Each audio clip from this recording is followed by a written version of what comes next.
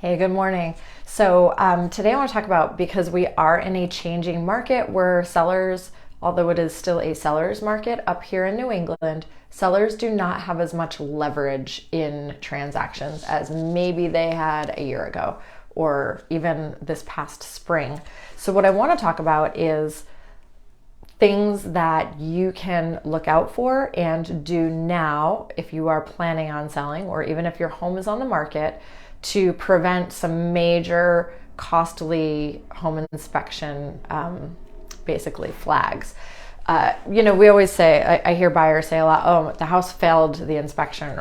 That isn't really a term that we use. A house can't fail an inspection, but an inspection often reveals items that sellers had no idea about. Sometimes they may have had an idea about them, but usually they had no idea about them. And as an agent, I see the same things over and over and over again. So it's easy for me to say to somebody now, hey, check this out. So number one, mold in the attic, or discoloration is what they call it before it's actually tested and revealed to be mold. So a lot of people just don't go up in their attic a lot. They've got scuttle holes, and it's just not somewhere that they spend a lot of time. And if you don't spend a lot of time up there, things can happen. So your attics are insulated, and it's important for the roof to remain cold. So a cold roof is a healthy roof. I'm sure you've heard me say that before. And how it remains cold is by airflow. So usually you'll have a ridge vent along the top of your roof, and you'll have soffit vents, and or you'll have gable vents, which is not as good for ventilation on the house, but usually it's a ridge vent and soffits. And what can happen is that insulation can get trapped down and block the flow of air from the soffits up to the ridge. Sometimes you'll see those little foam inserts. They're like styrofoam inserts that go up against the sheathing, and they provide channels for the cold air to flow through. And that helps so that insulation doesn't get jammed up in there. I mean, anything can cause that. If you get squirrels in your attic or anything like that, they move insulation around. But so when the insulation traps the air from flowing and you don't have that cold roof, sometimes you can get mold buildup there, or discoloration, and you'll see it on your sheathing. I mean, it's pretty obvious when it's there. So that's one thing you can do, is go up into your attic, take a peek, use the flashlight, and look at your sheathing and see if there's signs of mold, and look at your soffits and make sure that they're clear for cold air to go through there. That's a really important one, and that could cost a lot of money. Mold mitigation, depending on how extensive it is not an inexpensive fix, and it's certainly not something that you want to find out after having a home inspection when your home is already under contract. That's something that sometimes will cause an entire transaction to fall apart. So important to take a look at that. Water tests. A lot of people just, now if you're on city water, it's a different situation, but if you have a well, test your water. Test your water every year.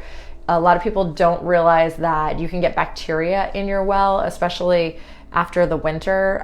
The snow tends to accumulate around the well cap, even if it's a drilled well, not a dug well, but dug wells even more so. And animals can bring in all their animal stuff, and when it melts, it can get into your well, and a lot of people will get bacteria in their well that way, and they have no idea. It's a very easy fix.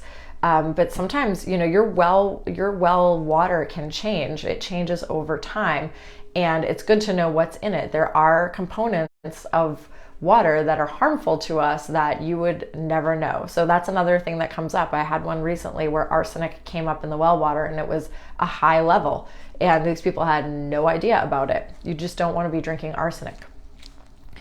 Rot.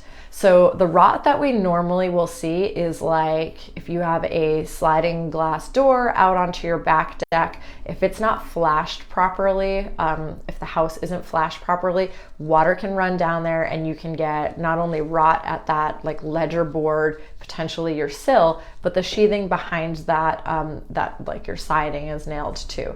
So check that. Your front door, same thing. It's that it needs to be, make sure it's properly flashed. And or you can have rot. And I think what we find is the early 2000s built houses when they were throwing houses up and the market was really, really good, those builders maybe didn't do quite a good job. So check it out.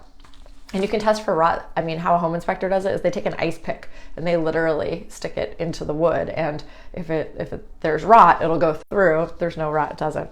And the last thing that can be a major downer on a home inspection is the septic. So if your septic is older than 20 years old, it's if you've kept it if you've pumped your septic and you haven't put a bunch of soap down it and you've really taken good care of it, it's likely to be fine. If you have a lot of people using your septic system, if you have a rental, oh man, rentals, I'll tell you what, we found more things in rental septics. It's terrible.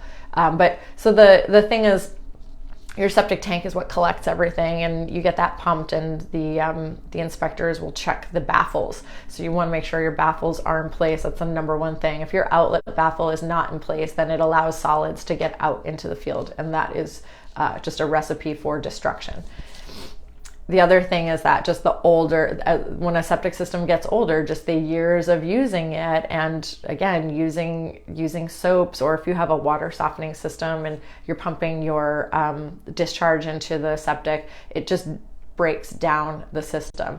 And an inspector goes out into the yard, they dig a couple of holes into your leach field, and they can tell the health of your leach field by looking at the sand and the rocks and everything in there. And it's just another thing to really stay cognizant of is maintain your septic system. So get your septic tank pumped.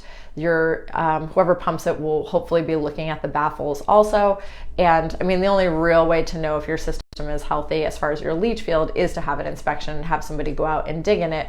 Again, if it's older than 20 years old, I would be preemptive and I would have a septic inspection done if at all possible. But those are the 4 things that can really fail a house on an inspection, and things that you can, with regular yearly maintenance prevent. And it'll prevent a transaction from falling apart, and it'll also prevent a huge bill.